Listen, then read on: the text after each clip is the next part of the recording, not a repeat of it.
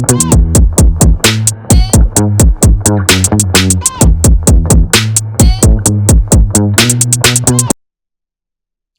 so my top 5 comedians. Uh, do I want to put them in order? I put them in order by influence. By influence, yeah. Okay, maybe, yeah. Okay, so first off, I will go with, of course, Eddie Murphy. Everybody knows that. But the reason why I say that is because when I grew up, or when I first was watching TV and stuff like that, and being aware of whatever, I saw him. He was the first comedian I ever saw. Especially like in movies. Like I was born in '84, so what that's like raw. Now that like he was, the biggest thing ever, right? So just when I became aware of stuff, he was just like the biggest dude. And I knew that's what I wanted to be. Like in the beginning of Raw or Delirious, one of them, it's the little boy that's jumping in front of the TV, and that was me all day. This old footage that they got of me now that I'm sure will pop up if you ever talk to any of my relatives. They'll love to show that. But I was dude jumped around on camera and being funny, saying crazy, flipping in front of girls, trying to see tit. Oh my, just trying to see tit.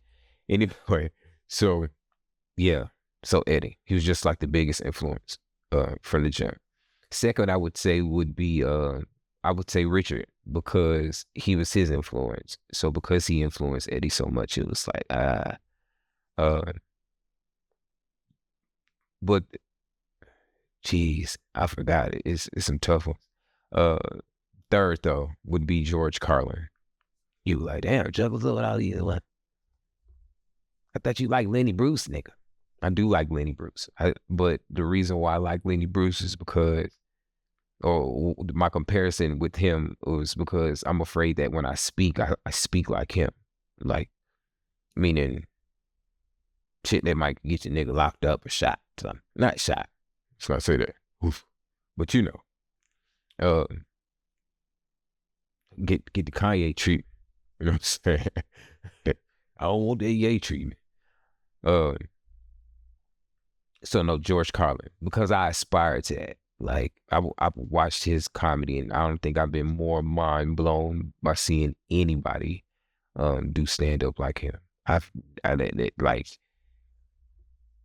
he's incredibly intelligent, and it's fire when you could talk about social things so eloquently and so hilariously, but so concisely and practically to where people understand it and feel it, not just at the time in which you made it, but decades later. Like it's relevant now. If you watch any of George Carlin's stuff, a lot of his, and I ain't seen that was talking about her. Yeah, he died broke. Bruce died broke too. That shit crazy, man. And they trying to show me something about it. Nice try, Diddy.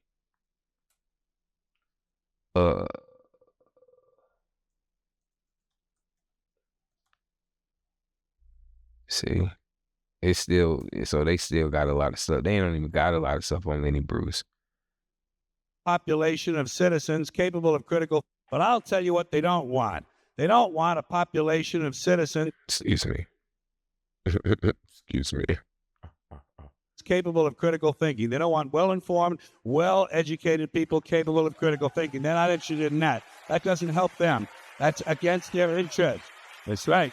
They don't want people who are smart enough to sit around the kitchen table and figure out how badly they're getting fucked by a system that threw them overboard 30 fucking years ago.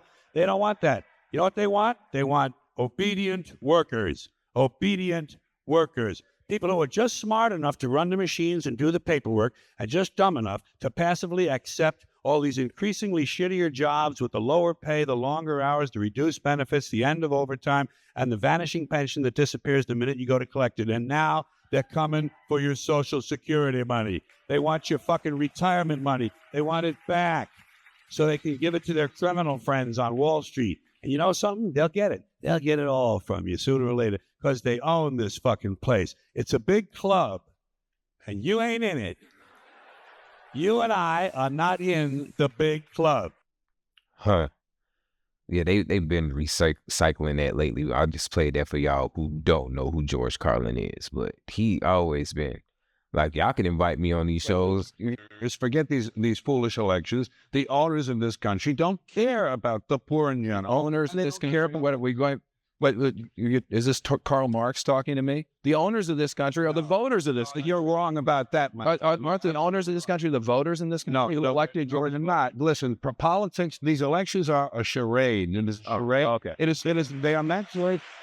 Well, I'll tell you. Listen, just listen for a minute. Learn there was something. The elections and politicians are in place in order to give Americans the illusion that they have freedom of choice. You don't really have choice in this country. Okay. So if you get my drift, see why I like George Carlin. I would love to talk like that now. I think Dave is the closest we got to someone who speaks about society to this degree. And then like when he speaks, it shifts the thought collective. You know what I mean? Like, that's pretty powerful. That's why I love stand-up comedy.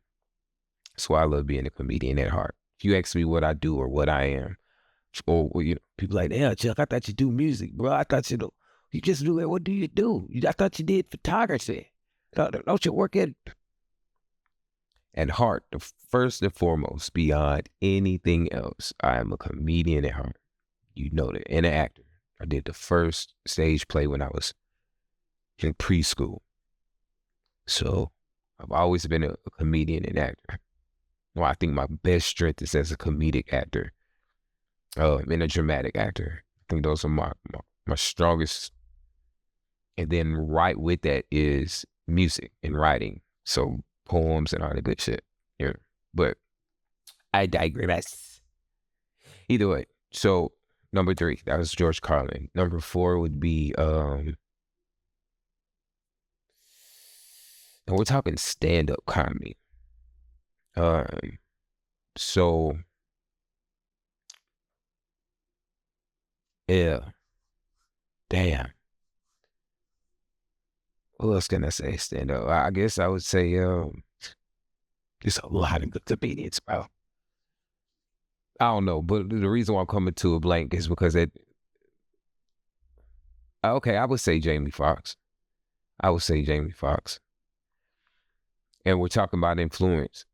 And the reason why I say that is because Jamie is who, it's kind of how I'm modeling my y'all ain't watching this shit right now, so it don't even matter.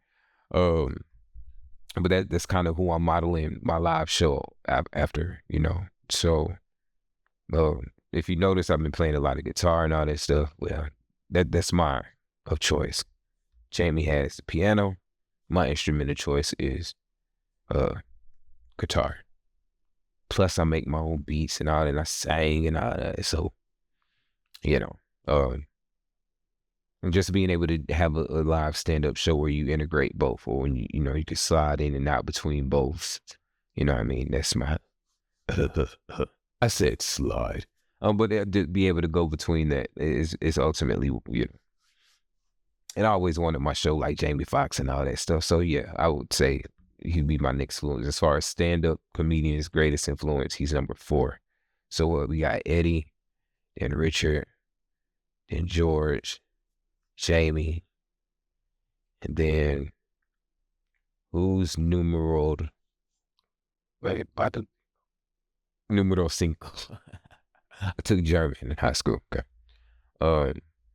Which doesn't help at all in life these days.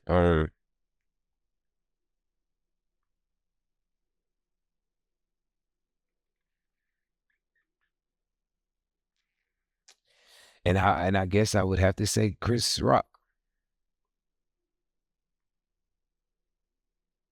Either Chris Rock or Chris Tucker.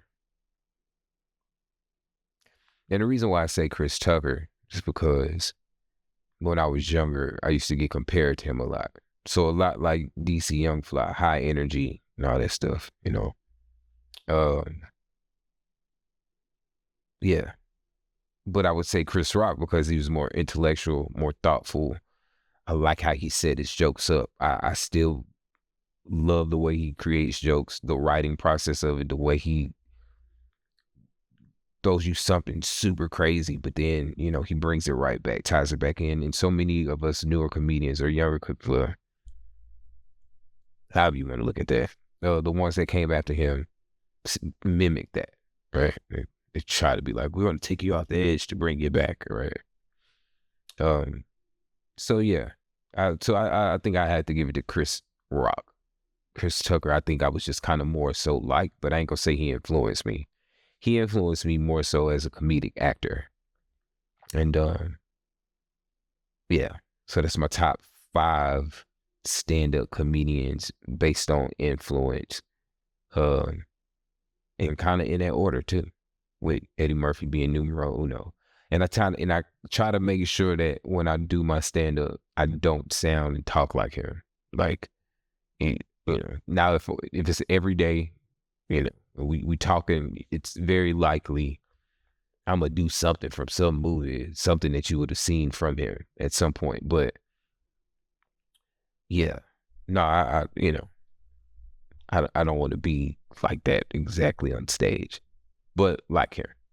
Anyway, that's my top 5 comedians. I think the next one I will do would be my top 5 comedic actors, and then yeah, we'll run this back. All right, appreciate it. Like, subscribe. I said appreciate it like it is. Man, like and subscribe to this video, man. I'm new to this. I'm trying to get it together, man. Just hit the, and just